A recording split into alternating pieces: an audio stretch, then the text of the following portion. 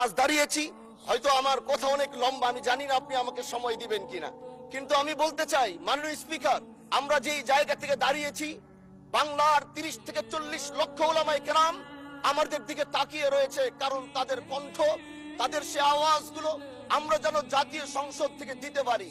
তার মধ্যে অন্যতম একটি হলো মা কানা মুহাম্মাদুন আবা আহাদিম মির রিজালিকুম ওয়ালাকির রাসূলুল্লাহি ওয়া খাতামান নাবিয়্যিন ওয়া কানা আল্লাহু বিকুল্লি শাইইন আলিমা।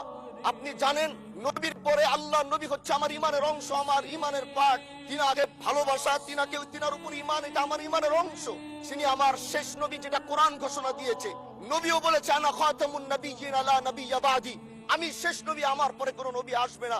কিন্তু মাননীয় স্পিকার, দুঃখের সাথে বলতে হয়, বাংলাদেশে এরকম একটি পার্ট রয়েছে, যেই পার্টের এক অংশ মানুষ, তারা নবীকে অস্বীকার করে, তারা মুসলমান দাবি করে, এবং এই বিষয়ে অনেকের ধারণা আছে, তারা জানে।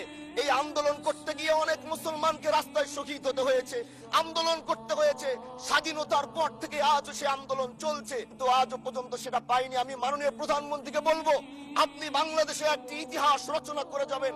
আপনার মাধ্যমে যদি এটা স্বীকৃতি পায়, যারা নবীকে অস্বীকার করে তারা কোনোদিন মুসলমান থাকতে পারে না, এটা আইনের মাধ্যমে, এটা বাংলাদেশের পার্লামেন্ট থেকে ঘোষণা হবে, সেটা আমরা চাই। মাননীয় স্পিকার, একটি কথা আপনি জানেন, আমরা আমাদের নবীকে সবচেয়ে বেশি ভালোবাসি, যিনি আখিরি নবী, যাকে বলা হয়েছে ওয়ামা আরসালনাকা ইল্লা রাহমাতাল লিল আলামিন। আমরা বারবার দেখছি কিছুদিন পর পর কারা যেন কিভাবে এসে আল্লাহ নবীর শানে কটূক্তি করে, নবীকে নিয়ে অশ্লীল ভাষায় গালিগালাজ করে, নবীর শানে কটূক্তি করে। এই আন্দোলন, এই সংগ্রাম করতে গিয়ে আপনিও মাননীয় স্পিকার দেখেছেন, রাস্তাঘাটে আন্দোলন করতে গিয়ে কত মানুষ মৃত্যুবরণ করেছে। যদি একবার বাংলাদেশের আইনে, কারণ মুসলমান যদি আমাদের বাংলাদেশে পার্সেন্টেজ অনুযায়ী আমাদের অবশ্যই মুসলমানদের সংখ্যা এই দেশে অনেক বেশি। আমরা তো অন্য কিছু চাচ্ছি না।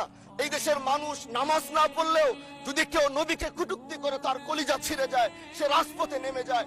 আমি বলবো, যারা নবীকে কটূক্তি করে, নবীর নামে গালিগালাজ করে, এদের মৃত্যুদণ্ড, এই আইনটাও যেন বাংলাদেশের এই সংসদ থেকে পাশ করা হয়।